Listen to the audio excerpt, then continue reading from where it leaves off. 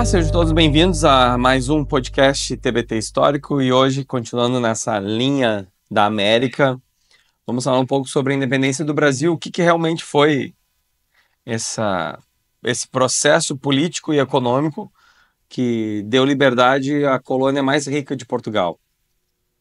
Nós sabemos que ali no início do século XIX, em 1806, 7, 8, nós estávamos em meio às grandes guerras napoleônicas e Portugal estava pressionado por Napoleão.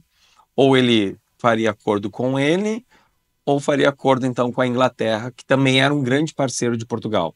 Lembrando que Portugal vem adquirindo produtos e criando uma conta bem expressiva em relação à Inglaterra. Portugal escolheu não criar produtos, não produzi-los, e ao invés disso, como ele era um império riquíssimo com suas colônias, ele adquiria o que precisava. E o processo da independência é quando, em 1808, o rei, então, Dom João de Portugal, resolve bancar, que ficaria ao lado dos ingleses. Como a França não tinha condições de invadir a Inglaterra, porque a marinha inglesa era a melhor de todas, era o top de tudo dentro do cenário político e colonial do período. Então, o que Dom João faz? Ele entra em contato após as visitas dos diplomatas, tanto ingleses quanto franceses, e combina com a Inglaterra de levá-lo então para o Brasil, fazer um corredor onde ele pudesse quebrar o bloqueio continental francês. A França não conseguia invadir com a sua marinha a Inglaterra, mas ela conseguia impedir a saída dos demais países que estavam ali, dos reinos e monarquias dentro da Europa. Dom João chega ao Brasil e aí a primeira coisa que ele faz é instituir um novo formato, e o Brasil deixa pela primeira vez de ser colônia. O Brasil passa a ser pertencente a um reino, o reino de Portugal, Algarves e Brasil. E transformar o Brasil num reino é deixar de ser colônia e deixar também de explorar a terra como antes explorava. Quando dizem que o Brasil não deu certo, é um pouco complexo, porque o Brasil como colônia deu muito certo. Porque colônia é, dentro do pacto colonial, ser explorado pela sua metrópole. E Portugal explorou muito bem o Brasil. Dom João, então, ele passa a criar diversas questões, aumentar diversos setores para mostrar, então, que chegou a família real, chegou o Império Português, e o Brasil passa a ser a capital do Império Português, mas aqui não tem faculdade e passa a ter, aqui não tem um jardim botânico, passa a ter, aqui não tem um banco, e se cria então o Banco do Brasil. O Banco do Brasil é o banco mais antigo que nós temos no nosso país, e foi criado por Dom João.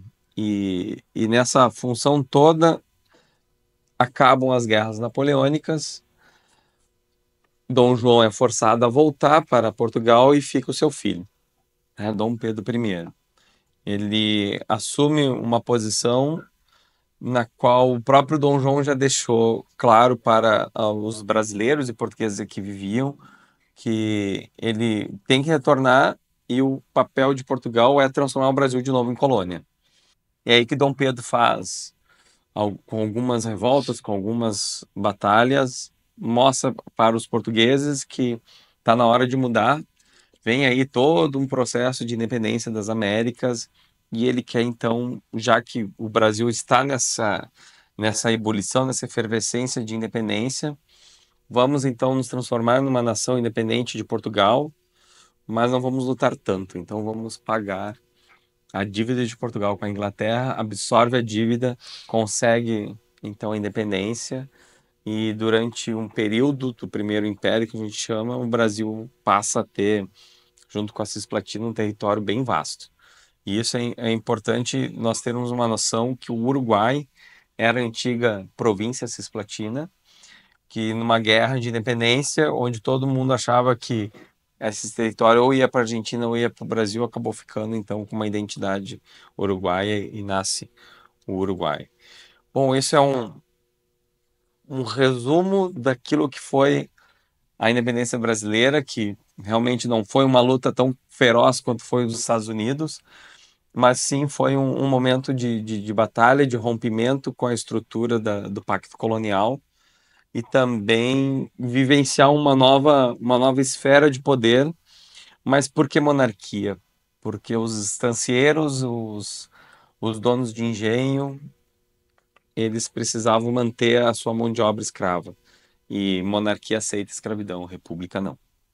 Nos vemos no próximo episódio, onde vamos continuar um pouco sobre essa história do Brasil antes da República e entender por que Dom Pedro II perdeu o poder e perdeu a nação. Até mais, um abraço.